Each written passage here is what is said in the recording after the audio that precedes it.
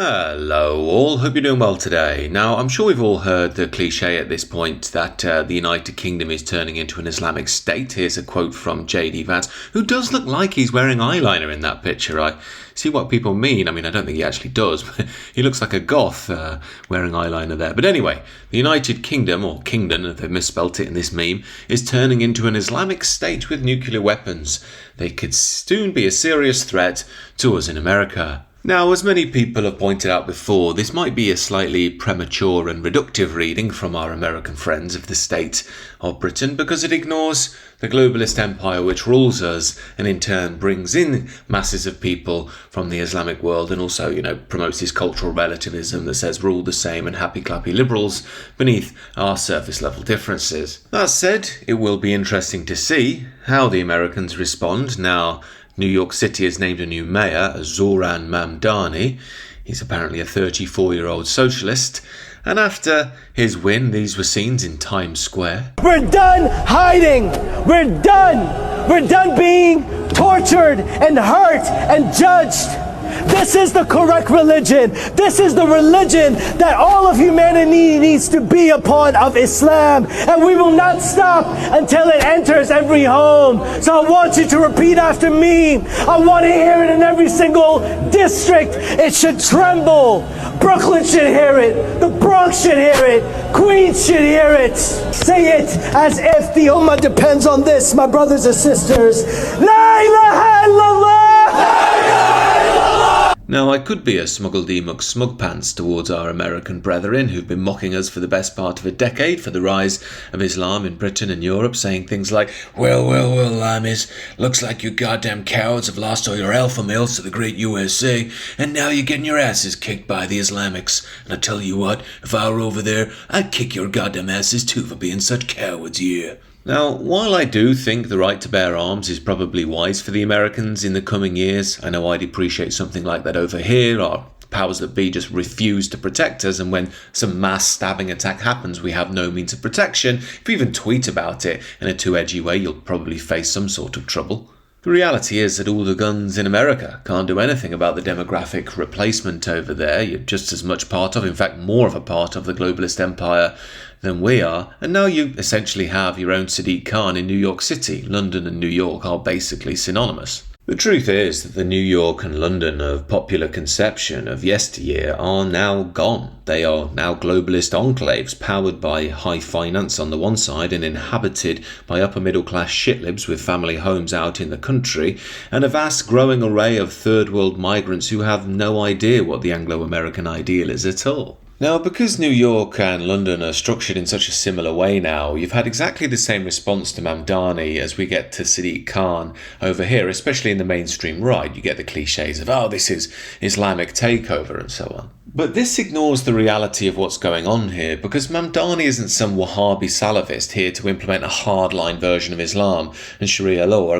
Here he is on Pride Month or whatever, celebrating with a bunch of gay dudes. Again, Mamdani's using the Sadiq Khan playbook of the socialist, intersectional, gay-accepting, progressive Muslim. And you could say, well, yeah, that'll let Islam in through the back door, no pun intended. But that's not what's at the heart of Mamdani's win. The heart of Mamdani's win is exactly the same thing as London. It's simple demographic change. For all the talk of immigrants building America and Britain, the truth is that both were built by European peoples, and the demographics have been pretty stably European for a long time, until recently. You can see on your screen how New York City used to look. Mamdani would just not win with these demographics. But to give you an idea of the change, here's Alexandria Ocasio-Cortez, famous leftist politician in the States. She says over 100 languages are spoken in our great city, meaning New York, and it's actually a pretty amazing part of being an American. Now, we've heard this about London a million times. On every street corner you can hear the stories of the world. Yet, as much as the Guardianistas and their shitlibs loves to whoop and holler over these sorts of sentiments from their all-white gated enclaves, the rest of us in the West have been learning the wise words of Lee Kuan Yew. In multiracial societies, you don't vote in accordance with your economic interests and social interests, you vote in accordance with race and religion. Famously, he was the leader of Singapore for many years. Now, when you look at the data coming out of some of this polling, you can see that Lee Kuan Yew has been proved right, really. If you go down to the bottom of this graph, this one's actually from New Jersey, next door to New York, you can see that essentially white people voted for the Republican candidate and the non-whites at 74% voted for the Democratic one. We can also see the same trend in New York City. This is quite an interesting graph. It's titled, How Long Have You Lived in New York City? And obviously the new arrivals, 83% of them voted Mamdani. 5 to 10 years, 76%. 10 years plus but not born here, 54%. Those who were born in New York City, however, voted for Mamdani in much, much fewer numbers. You get a clear idea of what this election is really about when you see Mehdi Hasan and Hassan Piker and a bunch of other progressive minorities gleefully celebrating. However, there is another big dimension here. Young women, the most bigoted adherents of the party, as George Orwell would call them, as you can see, 81% for Mamdani. And here's one of these white Western liberal women types who vote en masse for people like Mamdani, been trained to think since birth that white Western men are really the epitome of pure evil. Sorry about the audio on this clip, but I think you'll get what she's saying. Let me tell you something. If it was all white people here right now, it would be boring as shit. I've grown up in those circles.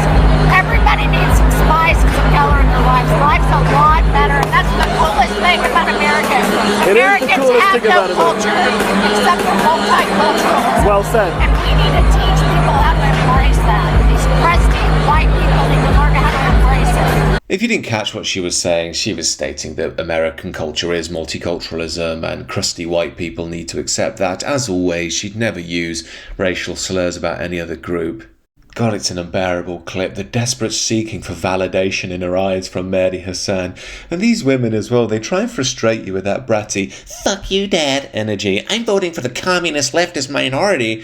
But it doesn't exactly make me angry. It just makes me feel sorry for these women. They're so brainwashed in voting against their own interests and civilization. Now, if anybody is still clinging on with their fingernails to think elections in the modern Western world have anything to do with ideas rather than one's background, let's let Mamdani settle that for you.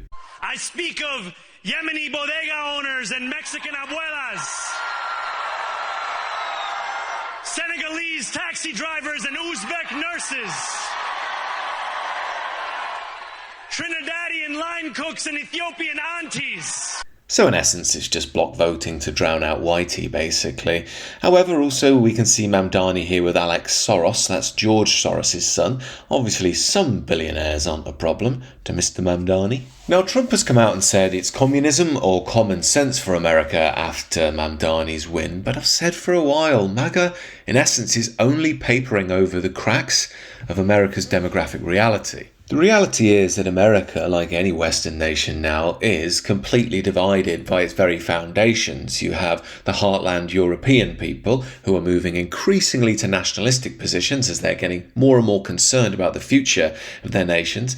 Then you have the relentless drive of new incoming migrants who coalesce with migrants that arrived a few years before and are creating massive voting blocks to vote in progressive candidates in major urban centres. This is why you shouldn't listen to the mainstream media when they're pumping this nonsense that Mamdani's found a formula that works because this is all about ideas.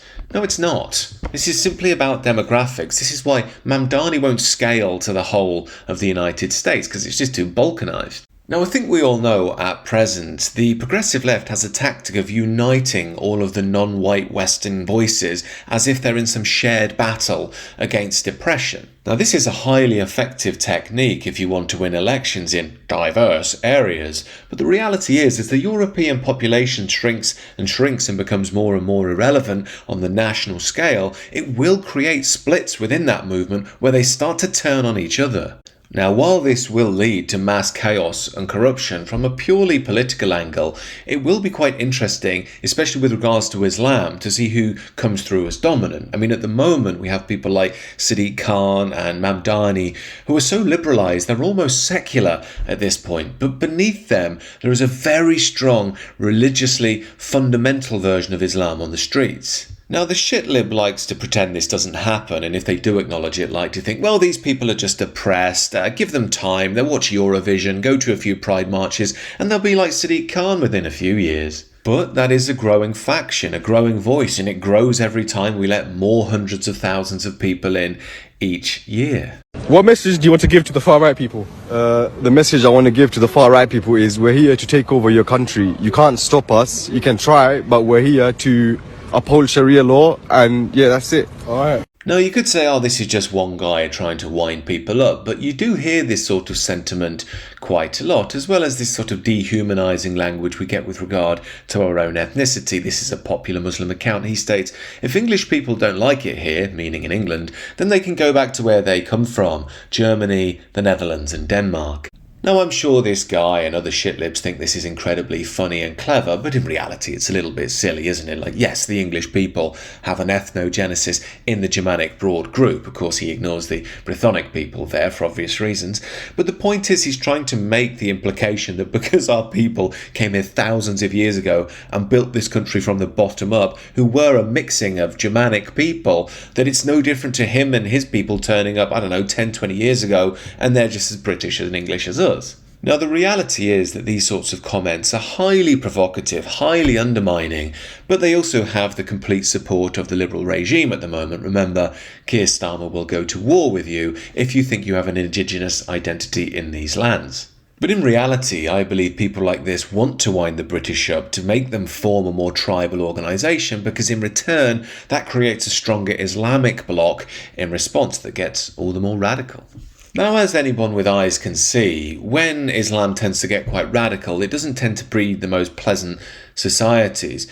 And it's ironic because they've done some terrible things. Remember that girl Malala Yousafzai in Pakistan? I think she got shot when she was at school or something along those lines.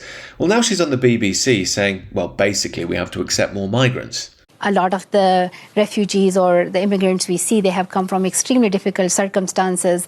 They are, they are escaping from wars and conflicts, and girls deserve to have a future. And girls are sometimes running away from societies where their rights are oppressed. So we need to show more empathy and more kindness. And the hatred and the marginalization that people face is really concerning. As always, all very lovely and compassionate and kind, but the problem with this sort of thing is, Malala, how do you know that the people that we're importing aren't the sort of people that shot you in the head when you were at school? I mean, here's a recent story from Pakistan. A 10-year-old boy died after being beaten to death by his headmaster with a cane for a minor misbehaviour. I mean, how do we know that we're not letting in psychopaths like that? Again, we know we're letting in psychopaths. Look at this. Exclusive. British man arrested in UK over alleged Hamas terror plot. The British suspect is the son of a senior Hamas official. Why is he here? Here's another insight from a worker at an asylum seeker hotel with regards to a conversation he had with one of them. And anyway, obviously, you get to know them. So I think I was litter picking outside with a colleague. Right. And I said, "Are you okay?" He's like, no, I'm sad. I was like, why? He goes, I miss my home country. I was like, well, you're Kurdish, yeah, Kurdistan. He was like, yeah. I was like, well, why did you leave Kurdistan? Because we all spoke to him. We all wanted a reason of why have you come here? Yes. And he was like, he was thinking, one day he goes, I had an argument with my wife. I'd been drinking heavily. He said, I killed her. He says, killed her with my hands. And he goes, and then I didn't want to get caught, so I had to leave the country, and I'm here. But hey, don't judge him, guys. Come on, remember Malala on the BBC. Be compassionate and kind. Let the murderers come on in. There's also a piece from Alison Pearson in The Telegraph yesterday. She speaks to a whistleblower in the asylum system who said, quote, I think it is inevitable a man I grant asylum to will rape or murder a young girl. It gives us a flavour of the sort of people this person must come across on a daily basis. Oh, and by the way, this piece also states that many of the asylum cases that have been closed and the government says have been sorted out are actually what's called implicit withdrawal, which basically means when an asylum seeker has escaped and the government can't find them. Now, you could say, well, look, this is just a minority of cases of asylum seekers and they don't necessarily have anything to do with Islam, but it still doesn't detract from the fact that we have imported a massive problem. People just aren't capable of integrating when you have the scale of mass migration that we're having now. So the real question is, will the populist progressive dimension of Islam be able to outweigh the more fundamental conservative and third world version, to be blunt, given we keep importing it year upon year, both legally and illegally? I mean, mass corruption is already here in this regard. Local councillors in Tower Hamlets in East London, for those who don't know, that's a largely Bangladeshi Muslim area, are not turning up to local council meetings because they are running for election in Bangladesh. But as I've said before, as much as Islam will impact the West will also impact Islam. Here on your screen we have a white convert to Islam, another ginger lad, I'm not quite sure what's going on there, with his Liverpool shirt on and his interactive prayer mat, which is such a westernised version of Islam, and you do wonder whether that energy will start to corrupt Islam from the inside on the West. So, in conclusion of what is quite a winding video today, who will ultimately win the battle of which Islam will dominate, the more progressive populist Mamdanis and Khans, or the more fundamental Islam? Personally, I do think it will be the latter, as the progressive line starts to fall apart as demographic change worsens and the West starts to decline all the more. And then the question will be, can the Western world and Westerners wake up to the reality that Lee Kuan Yew pointed out, that people do basically vote along ethno-cultural and religious lines? Yes, there are always a few exceptions and outliers, but that's the general rule. But by the time Western man even realises that, to my mind, the globalist system will have total tyrannical control at that point in an attempt to try and keep order. But it will collapse. And it's when that collapses, it's time for the new era, the new civilization foundationed on old, strong roots. So don't fear the dark times, friends, the chaos, the collapse. It's all part, the initial stage of the eventual transformation. For that reason, we should stay calm, rooted, and use these challenging times as opportunities for great spiritual evolution. That's very much my USP. If you want to check out the sister channel on that's linked down below, as is the Substack. Please do join there if you wish, holding a community call at the weekend. Other than that, do subscribe to this channel if you enjoy the rest of your day.